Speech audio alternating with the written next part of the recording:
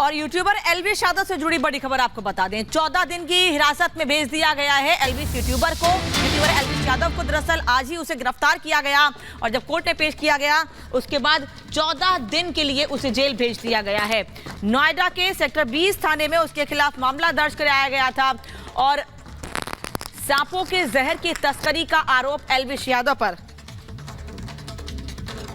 लगा, जिसके बाद एल्विश यादव को 14 दिन के लिए जेल भेज दिया गया है। आज एल्विश यादव को कोर्ट में पेश किया गया, उसके बाद एल्विश यादव को जेल भेजा गया है। और हमारे साथ हमारे सहयोगी जतिन जुड़ गए हैं। जतिन, 14 दिन की न्यायिक हिरासत में भेज दिया गया है, क्या क्या पूछताछ आज हुई जिसके बाद पुलिस को लगा कि अब गिरफ्तारी करके आगे की पूछताछ करनी चाहिए? आज बिल्कुल देखिए, दो बड़ी बातें इस पूरे मामले में। एक ये कि एल्विश यादव की गिरफ्तारी कर ली गई, कोर्ट में पेश किया गया, 14 दिन की न्यायिक हिरासत में एल्विश यादव को भेज दिया गया। दूसरी बड़ी बात इस केस में ये है कि जो एफआईआर दर्ज की गई थी उस एफआईआर में एनडीपीएस एक्ट भी अब इसमें जोड़ दिया गया है जो कि नॉन बेलेबल है। और इसी के चलते आज जब कोर्ट में पेशी की गई तो पुलिस की तरफ से हालांकि अभी किसी भी तरीके की रिमांड नहीं मांगी गई है। यही कारण है कि 14 दिन की न्यायिक हिरासत में एल्विश यादव को भेज दिया गया है। तो अब कल की अगर हम बात करें तो कल एल्विश यादव के वकील कोर्ट के अंदर बेल एप्लीकेशन फाइल कर सकते हैं, तो वही नोएडा पुलिस कस्टडी लेने की कोशिश अब कोर्ट के अंदर करेगी। दरअसल नोएडा के डीसीपी से जब हमारी बात हुई तो उनका साफ तौर पर कहना है कि इस पूरे मामले में नोएडा पुलिस के पास तमाम ऐसे सबूत है और सबसे बड़े सबूत और आधार की बात करें तो एफएसएल रिपोर्ट, वो एफएसएल रिपोर्ट जो कि राजस्थान जयपुर से आई है, जो स्नेक वेनम रिकवर किया गया था 20 mm, उसकी वो एफएसएल रिपोर्ट है। और उसमें ये साफ तौर पर बयां हुआ उस रिपोर्ट में कि ये जो प्रतिबंधित सांपों का जहर उस बोतल के अंदर था और ये वो जहर है जिसका इस्तेमाल ड्रग्स बनाने में किया जाता है। तो कहीं ना कहीं एल्विश के जानकारों के पास इस तरीके से वो ड्रग्स मिलना या वो स्नेक वेनम मिलना। और दूसरी बात, ये वो राहुल जानकार है जो एल्विश की वीडियो में जो सांप आप देखते हैं वो राहुल ही प्रोवाइड कराया करता था। तो इस तरीके से जो कड़ी जोड़ने का काम नोएडा पुलिस ने किया है। और आज जब हमारे साथ में हम दोबारा आपका रुख करेंगे, जिस तरीके से कड़ी जोड़कर तब गिरफ्तारी हुई है एल्विश यादव की, इसी पर आपको दिखाते हैं एक डिटेल रिपोर्ट।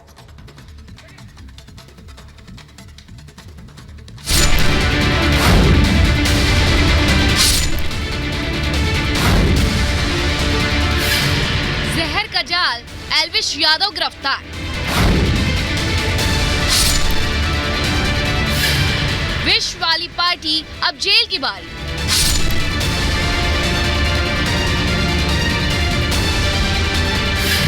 कानून का फंदा, सिस्टम पर कसा शिकंजा। एल्विश यादव पर कानून का शिकंजा कसता जा रहा है। रेप पार्टियों में सांपों के जहर सप्लाई के मामले में नोएडा पुलिस ने यूट्यूबर एल्विश यादव को गिरफ्तार कर लिया। पिछले साल नोएडा पुलिस ने एल्विश यादव के खिलाफ एफआईआर दर्ज की थी। एल्विश पर रेप पार्टियों में सांपों के जहर सप्लाई करने का आरोप है। इस मामले में एल्विश यादव को पूछताछ के लिए रविवार को बुलाया गया था, जिसके बाद पुलिस ने सबूत को आधार बनाकर एल्विश यादव को गिरफ्तार कर लिया। आईपीसी और वाइल्ड लाइफ प्रोटेक्शन एक्ट के अंतर्गत अभियोग पंजीकृत हुआ था और उसमें चूँकि स्नेक वेनम के बारे में बताया गया था, स्नेक वेनम का प्रयोगशाला से रिपोर्ट पॉजिटिव प्राप्त हुई, उनको पूछताछ के लिए बुलाया गया था। पूछताछ में आरोप प्रमाणित पाए जाने पर उनको माननीय न्यायालय के समक्ष प्रस्तुत किया गया है। एल्विश यादव की गिरफ्तारी किस मामले में हुई है, अब उसे भी जान लेते हैं। नोएडा में सांप के जहर सप्लाई करने वाले गिरोह के पर्दाफाश के दौरान एल्विश यादव का नाम सामने आया था। एल्विश यादव पर रेप पार्टियों में सांपों के जहर की सप्लाई करने का आरोप है। इस मामले में पुलिस ने नोएडा के एक बैंकेट से 4 सपेरों समेत 5 लोगों को गिरफ्तार किया था और 9 सांप और उनका जहर बरामद किया है।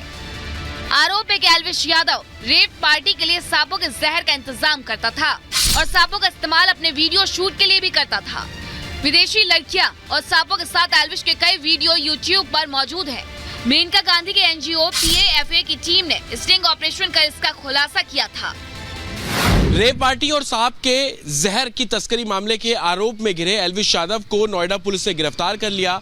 गिरफ्तारी के बाद एल्विश यादव को सूरजपुर कोर्ट में पेश किया गया, जहां पुलिस ने कोर्ट से 14 दिन की न्यायिक हिरासत की मांग की और कोर्ट ने भी एल्विश यादव को 14 दिन की न्यायिक हिरासत में भेज दिया। नोएडा पुलिस ने एक एफआईआर दर्ज की थी। इस एफआईआर दर्ज करने के बाद नोएडा पुलिस ने लाइव रेड की, 5 लोगों को गिरफ्तार किया। उन 5 के पास से 9 सांप बरामद किए गए और एक बोतल के अंदर 20 mm स्नेक वेनम, जिसे सांप का जहर बोला जाता है, उसको भी बरामद किया गया।